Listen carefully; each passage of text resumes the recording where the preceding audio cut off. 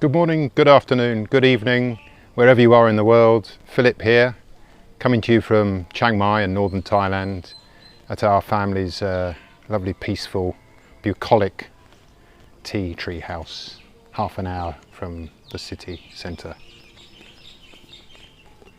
This is my new series and it's the second video, and what I'm doing with this series is I'm reading out the food for thought that I have at the beginning of each chapter in my book, Menu for a Spiritual Revolution, Health, Harmony and Happiness.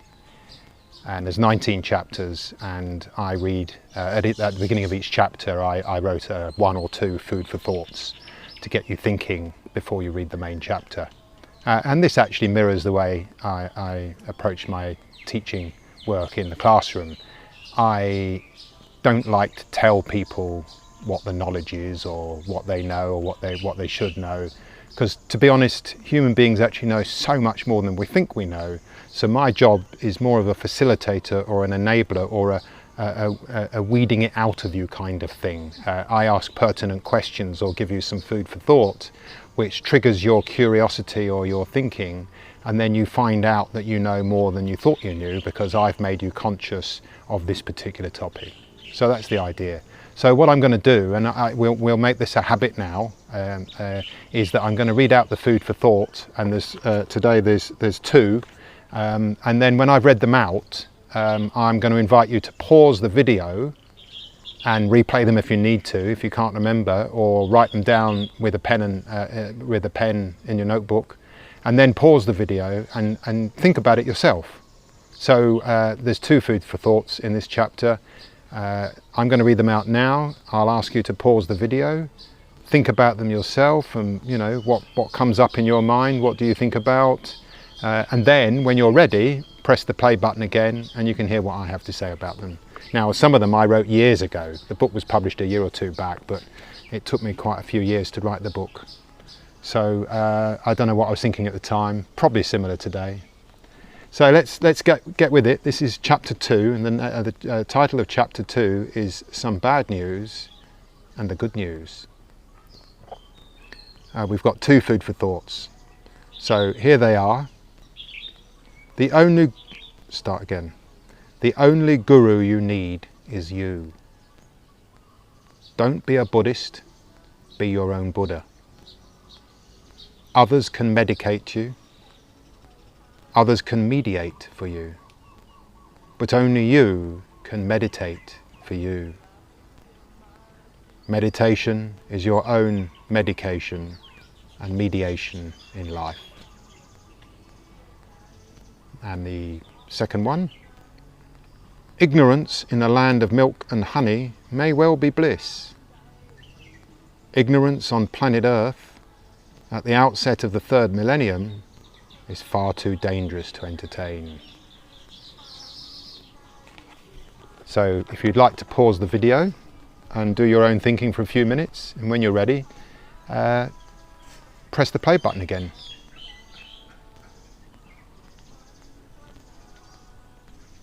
Oh, sorry, you're back.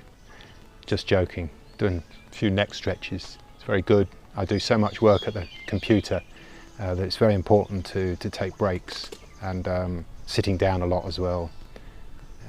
Anyway, so what did you think? Let's read out the first one again. The only guru you need is you. Don't be a Buddhist, be your own Buddha. Others can medicate you, others can mediate for you, but only you can meditate for you. Meditation is your own meditation is your own medication and mediation in life. Well, look, we have medicine, which is prescribed to us by other people, namely doctors. We have information, ideas, knowledge, and what have you, mediated to us by others through the form of the media.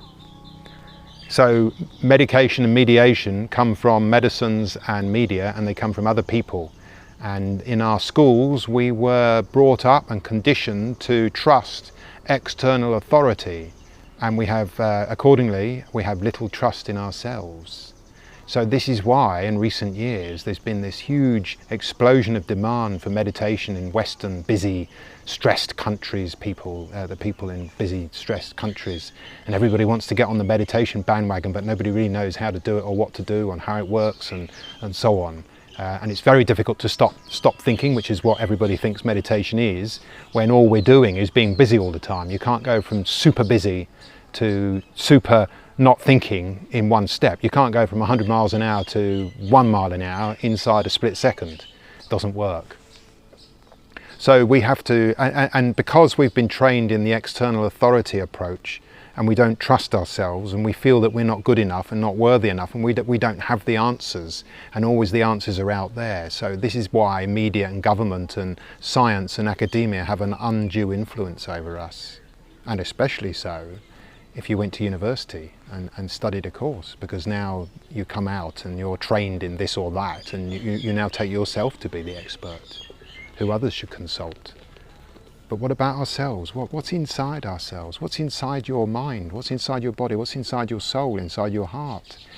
Who are you? All of these things are really important questions in this day and age, because humans are stressed and we're in pain, and we have to learn, we have to overcome all of this if we don't want to stay in all this constant stress and struggle, which we sort of numb ourselves with all our comfort foods and our drugs and pills and alcohol and all that sort of thing. And the Buddha, you know, he was around 2,560 odd years ago. He was the first to say, "Don't follow me." And he asked questions of people. He asked them to contemplate, and he guided them towards their own understandings. It was the same with Jesus in the Christian, and Muhammad in the Islam. They weren't telling us what to do. They weren't mediating and medicating us. They were asking us to think for ourselves and to solve our own problems. And if we meditate and go inside, and meditation is it's not about stopping thinking, it's about giving us the opportunity to stop thinking. But more importantly, it slows us down so that if we say, right, I'm not going to think now, and you sit down and then suddenly you discover that you're thinking and thoughts are arriving into your head, you may say to yourself, well, where do they come from? I told myself I wasn't going to think, and now all these thoughts are in your head, so who put them there? So this is the grand adventure of meditation, and this is why it's well worth doing a certain amount of time every day. And you don't come in with any expectations. You go in with, I will not think. That's your intention. And I will relax. And there's ways of doing this. You can watch your own breathing. But ultimately you will notice almost a non-stop stream of thoughts coming into your head. And the big question is where did they come from? Whose thoughts are they? Are they yours? Or is it like some kind of programming that was put into your head? So if you have the intention to become your own Buddha and your own Guru, this will actually change your whole mindset in life. Now, of course, you can go out and, especially on YouTube, and online these days, there's no shortage of gurus and you know, people that have learned a lot and you can learn from out there. But ultimately speaking, this is a stepping stone, listening to others, to learn for yourself. Now, I'm in this glorious nature, which is where I love to be. And you could put down all your YouTube videos, you could put down all your books, all your media, forget the media. And so don't have people mediating to you. Forget all of that. Sit down in nature and commune with the nature. I spent thousands of hours in the 1990s in my hammock on the tropical beaches of southern Thailand. It was highly addictive. I used to go down 3 or 4 times every year for 10 years, whenever I got the opportunity, when my timetable of classes allowed me a gap. I couldn't help it. It was just highly addictive, and I'd be on the hammock and I'd be watching the nature, listening to all the nature, looking out at the sea and the sky, and I'd be watching all the dragonflies and all the lizards and all the bumblebees and the butterflies, and And then I'd be thinking, you know, why are human beings so beautiful, but we're also so brutal? How can we be both? And who am I? And why do I think like this? And Thailand's different to England. What's the difference? What's the similarity? And this is all food for thought, and it's reflection time. And I honestly say to you, the best thing you could ever put into your life is to create a regular slot of time and space for you to be alone with your own thoughts and your own feelings, and observe and just go on a little journey with yourself and see where you go. It might seem strange at first if you haven't done this, but quickly I think you'll start to really enjoy it, and you will miss it when you don't do it. And you know, a good time to do it is perhaps first thing in the morning, or perhaps at night time. And a very good tool to make it even better, sorry, I'm having a fight with an ant here, is to keep a journal. Or, you know, in my classrooms I call them learner logs, and but you can call them a journal, journaling, life log, whatever you want to call it. And the act of writing things down focuses and hones our mind in on reflecting.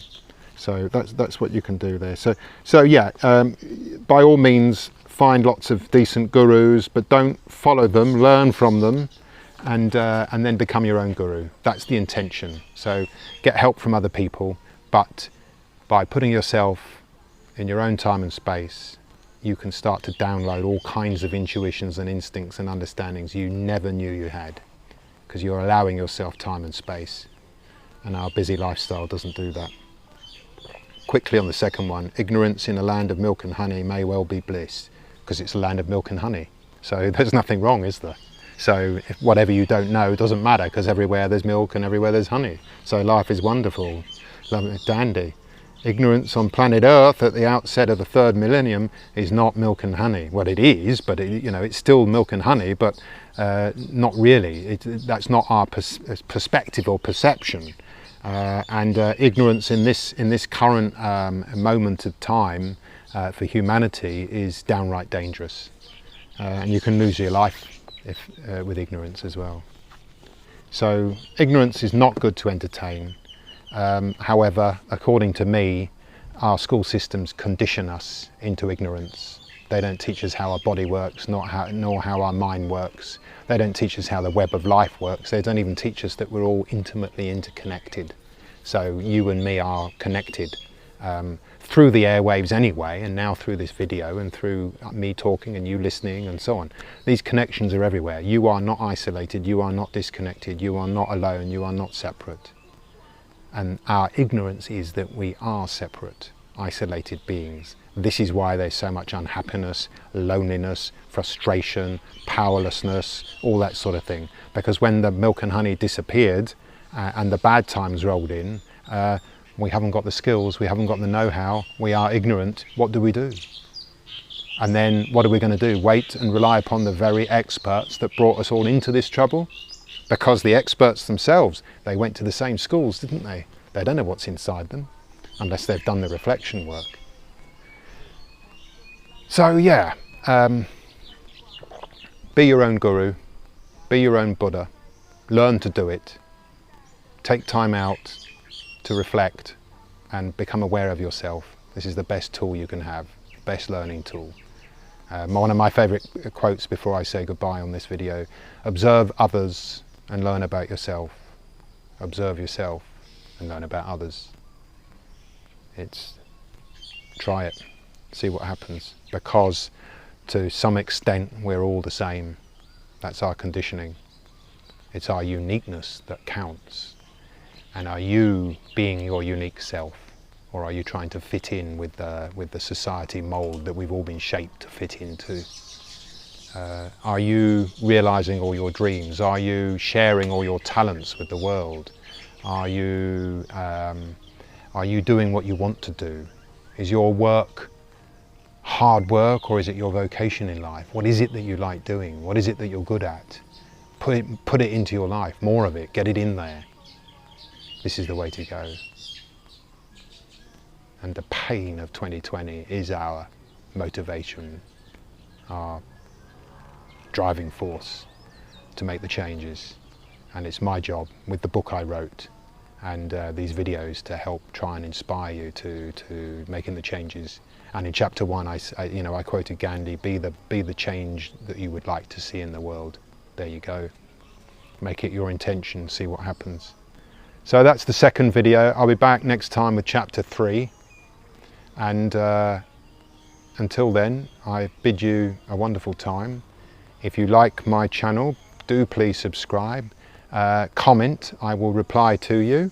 I reply to all my comments because I haven't got thousands of people yet. I'll come across that problem when it happens. Yeah, like my channel, subscribe to my channel, like the post, comment, and in the link below you will find, you'll be able to listen to the preface of my book, which is here. That's me. And that's me reading out the preface, which is a 17-minute audio file, and chapter 1's there for you to read. And if you really like it, you'll be able to get yourself a copy and completely transform your life. And there you go. Chapter 3 coming next time. Till then, bye bye.